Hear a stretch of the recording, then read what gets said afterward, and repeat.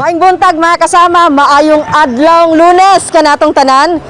Niyata ang atong team karon sa may manggahan, bukanan ning Dr. Bayan sa Davao kay ato na nga atuon ang lain na po natong benepisyaryo usa ka senior citizen ni mga kasama atong tunulan og solar radio transistor ilawom sa One Radio campaign sa RMN Foundation. Unsa pangalan nay? Rosabel Gregory. Sige nay, di na mo lang ano nay early Christmas gift ang RMN Foundation sa inyong pamilya nay. Salamat kayo Di ara ang atoang, pakita nato ha.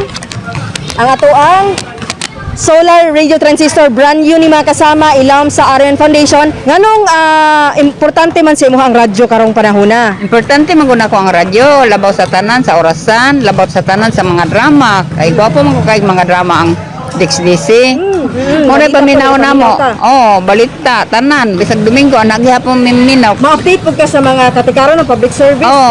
Labaw na sa balita. Ayan, dagan kayong salamat ma'am sa kanunay nga pagsuporta sa RMN ug sa DXDC 61 RMN Davao. Nalipay mi kay na-turn over gid namo sa imuha karong adlaw Salamat po ang ato ang early Christmas gift nga solar radio transistor. Ikan dinhi sa manggahan bukanan ning Dakbayan sa Davao kauban si Radyoman Joel Veray, kini si Radyoman Aimee Ginita, Tatak RMN.